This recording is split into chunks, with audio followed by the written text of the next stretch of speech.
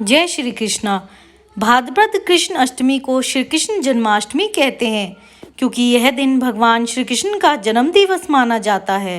अगर आपने भी आज जन्माष्टमी का व्रत रखा है तो ये कथा ज़रूर सुनिए, और अगर नहीं भी रखा है तो भी इस कथा को सुनने से अनेकों लाभ होते हैं। द्वापर युग में भोजवंशी राजा उग्रसेन मथुरा में राज्य करता था। उसके पुत्र कंस ने उसे गद्दी से उतार दिया और स्वयं मथुरा का राजा बन बैठा। कंस की एक बहन देवकी थी जिसका विवाह वसुदेव नामक यदुवंशी सरदार से हुआ था। एक समय कंस अपनी बहन देवकी को उसकी ससुराल पहुंचाने जा रहा था। में आकाशवाणी हुई, हे कंस, जिस देवकी को तू बड़े प्रेम से ले जा रहा है उसी में तेरा काल बसता है। इसी के गर्भ से उत्पन्न 8वां बालक तेरा वध करेगा। यह सुनकर कंस वसुदेव को मारने के लिए उद्यत हुआ। तब देवकी ने उससे विनय पूर्वक कहा, मेरे गर्भ से जो संतान होगी उसे मैं तुम्हारे सामने ला दूंगी। बहनोई को मारने से क्या लाभ है। उसने देवकी की बात मान ली और मथुरा वापस चला आया। उसने वसुदेव और देवकी को कारागृह में डाल दिया। वसुदेव देवकी के एक एक करके 7 बच्चे हुए और 7 को जन्म लेते ही कंस ने मार डाला। अब 8वां बच्चा होने वाला था। कारागृह में उन पर कड़े पहरे लगा दिए थे। उसी समय नंद की पत्नी यशोदा को भी बच्चा होने वाला था। उन्होंने वसुदेव देवकी के दुखी जीवन को देख 8वें बच्चे की रक्षा का उपाय रचा। जिस समय वसुदेव देवकी का पुत्र पैदा हुआ उसी समय संयोग से यशोदा के गर्भ से एक कन्या का जन्म हुआ, जो और कुछ नहीं सिर्फ माया थी।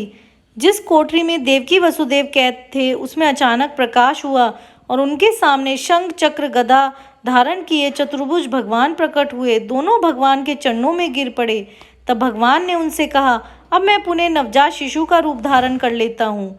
तुम मुझे इसी समय अपने मित्र नंद जी के घर वृंदावन में भेजाओ और उनके यहाँ जो कन्या जमी है उसे यहाँ ले आओ और कंस को दे दो।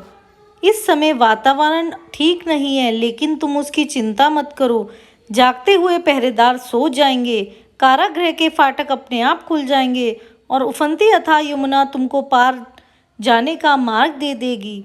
उसी समय वसुदेव नवजात शिशु रूप श्री कृष्ण को सूप में रखकर कारागृह से निकल पड़े और अथाह यमुना को पार कर नंद जी के घर पहुँचे। वहाँ उन्होंने नवजात शिशु को यशोदा के साथ सुला दिया और कन्या लेकर मथुरा आ गए। कारागृह के फाटक पूर्वतः बंद हो गए। अब कंस को सूचना मिली कि वसुदेव देवकी को बच्चा पैदा हुआ है। उसने बंदी गृह में जाकर देवकी के हाथ से नवजात कन्या को छीनकर पृथ्वी पर पटक देना चाहा, परंतु वह कन्या आकाश में उड़ गई और वहां से कहा, अरे मूर्ख, मुझे मारने से क्या होगा। तुझे मारने वाला तो वृंदावन में जा पहुंचा है। वह जल्द ही तुझे तेरे पापों का दंड देगा। यह है कृष्ण जन्म की कथा। जय श्री कृष्णा, जय श्री राधे। सुनने वालों को भी कृष्ण भगवान बहुत सारी खुशियाँ दे। जन्माष्टमी की शुभकामनाएं। वीडियो अच्छी लगी हो तो सब्सक्राइब